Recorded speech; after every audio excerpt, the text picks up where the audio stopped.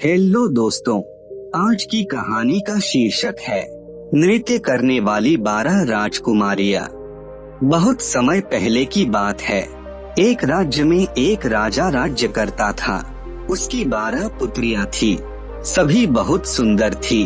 राजा उनसे बहुत प्यार करता था, इसलिए सदा उनकी सुरक्षा के लिए चिंतित रहता था। सभी राजकुमारियों का शयन कक्ष एक ही था, जिसमें 12 बिस्तर लगे हुए थे। उसी कक्ष में 12 राजकुमारियां एक साथ सोती थी। रात में उस कक्ष का दरवाजा बाहर से बंद कर दिया जाता था। किसी को भी रात में बाहर जाने की अनुमति नहीं थी। इसके बावजूद हैरानी की बात यह थी कि सुबह उठने के बाद सभी राजकुमारियों के जूते फटे हुए होते थे। ये समझ के परे था कि ऐसा कैसे हुआ। रात भर में सभी राजकुमारियों के जूते कैसे फट गए। हर दिन राजा को राजकुमारियों के लिए नए जूते लेने पड़ते थे। राजा इस रहस्य का पता लगाना चाहता था। एक दिन उसने पूरे राज्य में मुनादी करवा दी कि जो 3 दिन के भीतर इस रहस्य का पता लगाएगा, उसका विवाह उसकी पसंद की एक राजकुमारी से करवा दिया जाएगा और राजा की मृत्यु उपरांत वह राज्य का राजा बनेगा। किंतु जो इस रहस्य का पता नहीं लगा पाएगा, उसका सिर धड़ से अलग कर दिया जाएगा। मुनादी सुनने के बाद पड़ोसी राज्य का एक सुंदर राजकुमार इस रहस्य का पता लगाने आया। राजा ने उसकी खूब आव भगत की और शाम होने के बाद उसे राजकुमारियों के कक्ष से सटे एक कक्ष में ठहरा दिया गया। उस कक्ष का द्वार खुला रखकर वह राजकुमारियों पर नजर रख सकता था। किंतु रात में राजकुमार को नींद आ गई और वह गहरी नींद में सो गया। सुबह होने पर सभी राजकुमारियों के जूते फटे हुए थे। अगली दोनों रातों को भी ऐसा ही हुआ। 3 रातों में राजकुमार इस रहस्य का पता नहीं लगा पाया और उसे राजा के हाथों मौत के घाट उतार दिया। इसके बाद कई राज्यों के राजकुमारों और सेनापतियों ने इस रहस्य का पता लगाने का प्रयास किया, किंतु सभी असफल रहे और सबको अपनी जान से हाथ धोना पड़ा। उसी राज्य में दूर एक गांव में एक नवयुवक रहता था। जब उसने राजा की मुनादी सुनी तो उसके मन में भी एक राजकुमारी से विवाह करने की इच्छा जागी और उसने राजकुमारियों के जूते फटने के रहस्य का पता लगाने का निश्चय कर लिया। अगली सुबह उसने खाने की पोटली बांधी और राजमहल की ओर चल पड़ा। चलते चलते दोपहर हो गई। वह थक गया था और उसे बड़ी जोरों की भूख लगाई थी। एक घना पेड़ देख वह उसकी की छाव बैठकर सुस्ताने लगा। कुछ देर बाद उसने अपनी खाने की पोटली निकाल ली। वह अपनी पोटली खोल ही रहा था कि एक गरीब बुढ़िया वहां आ गई। वह बहुत दिनों से भूखी थी। उसने युवक से खाना मांगा। गरीब बुढ़िया को देख युवक ने अपनी खाने की पोटली बुढ़िया को दे दी। बुढ़िया बहुत प्रसन्न हुई और युवक को बहुत आशीर्वाद दिया। फिर उससे पूछा कि वह कहाँ जा रहा है। युवक ने पूरी बात उसे बता दी। पूरी बात जानकर बुढ़िया ने अपने झोले में से एक टोपी निकाली और उसे युवक को देते हुए कहा, ये जादुई टोपी है। इसे पहनने के बाद तुम अदृश्य हो जाओगे। इसे रख लो, हो सकता है ये तुम्हारे कुछ काम आए। और हाँ, मेरी एक बात याद रखना, यदि 12 राजकुमारियों में से कोई भी तुम्हें खाने या पीने को कुछ दे तो उसे मत खाना या मत पीना। जादुई टोपी लेकर युवक महल की ओर चल पड़ा।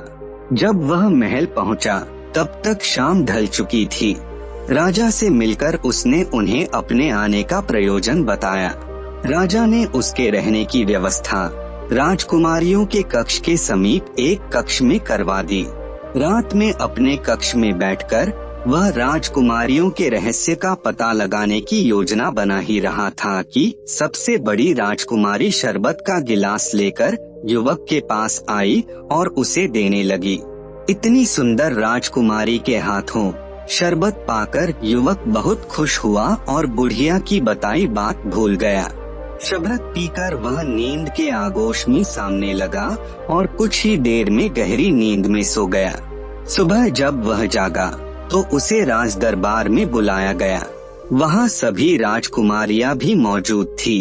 उसने देखा सबके जूते फटे हुए हैं। राजा ने उसे स्मरण करवाया कि अब उसके पास मात्र 2 रातें बची हुई हैं। वह चिंतित हो उठा और उसने तय किया कि आज वह पूरी रात जागेगा और जादुई टोपी पहनकर राजकुमारियों के कक्ष में जाएगा। रात हुई और इस बार सबसे छोटी राजकुमारी शरबत लेकर युवक के पास आई। इस बार भी युवक बुढ़िया की कही गई बात भूल गया। शरबत पीकर उसे फिर से नींद आने लगी और वो गहरी नींद में सो गया। सुबह उठने के बाद उसे अपनी गलती का एहसास हुआ। अब तीसरी और आखिरी रात बाकी थी। राजा ने उसे फिर से राज दरबार में बुलाकर स्मरण करवाया कि आज रात उसे किसी भी हाल में राजकुमारियों के जूतों के फटने के रहस्य पता लगाना है, अन्यथा उसकी मौत निश्चित है। उस रात युवक सावधान था। जब एक राजकुमारी शरबत लेकर उसके पास आई तो उसने शरबत अपने हाथों में ले लिया, किंतु राजकुमारी के जाने के बाद उसने उसे पीने के बजाय फेंक दिया। इस बार वह सोया नहीं बल्कि जागता रहा। रात घिरने के बाद उसने बुढ़िया की दी हुई जादुई टोपी पहन ली। टोपी पहनते साथ ही वह अदृश्य हो गया। अदृश्य अवस्था में वह राजकुमारियों के कक्ष के अंदर गया। अंदर जाकर जो उसने देखा उससे उसकी आंखें फटी की फटी रह गई। सभी 12 राजकुमारियां सुंदर कपड़ों और नए जूतों में तैयार खड़ी थी। सबसे बड़ी राजकुमारी सबसे छोटी राजकुमारी से बोली, जाओ देखकर आओ कि वह युवक सो चुका है या नहीं।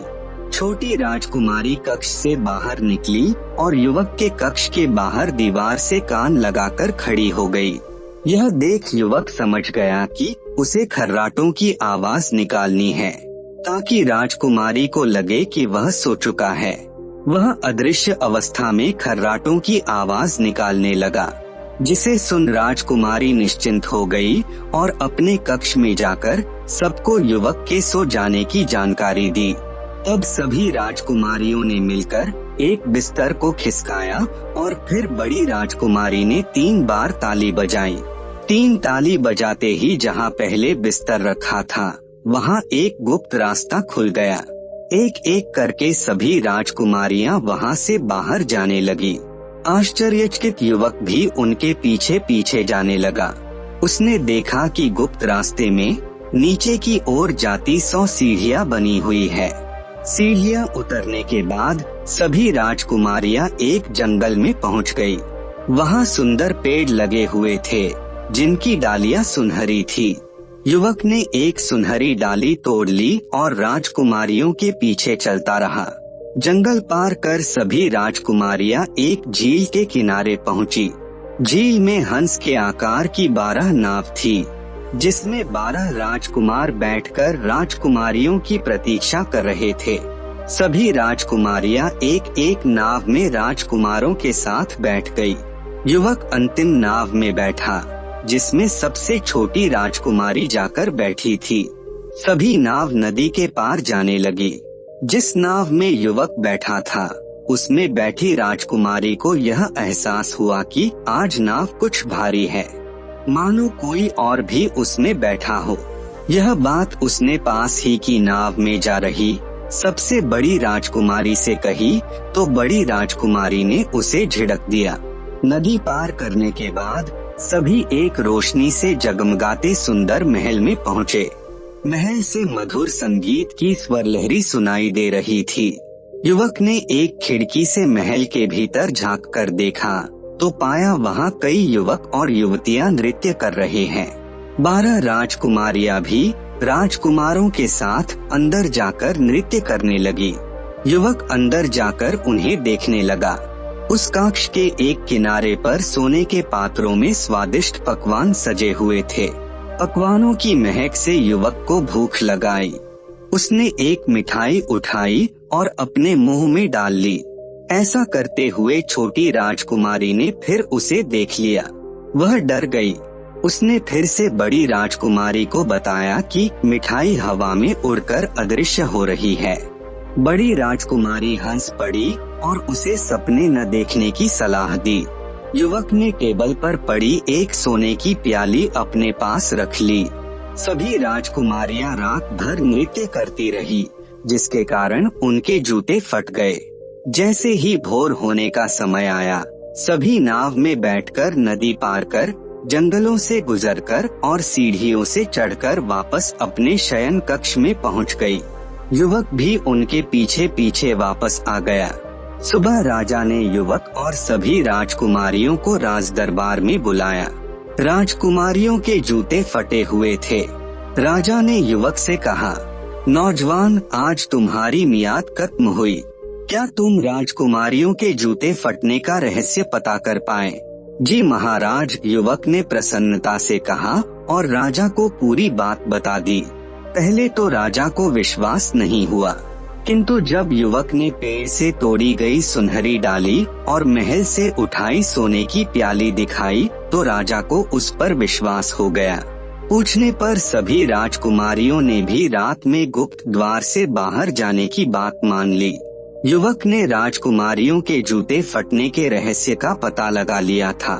राजा ने अपना वचन निभाते हुए उसे 12 राजकुमारियों में से एक राजकुमारी चुनने को कहा। युवक ने सबसे छोटी राजकुमारी को चुना। राजा ने युवक का विवाह सबसे छोटी राजकुमारी से करवा दिया और उसे अपना उत्तराधिकारी घोषित कर दिया। आपको ये कहानी कैसी लगी नीचे कमेंट करके हमें जरूर बताइएगा। अगर आपको ये कहानी पसंद आई हो तो अपने दोस्तों के साथ जरूर शेयर करें और ऐसी ही प्यारी कहानियाँ सुनने के लिए हमारे YouTube चैनल को सब्सक्राइब करें। धन्यवाद।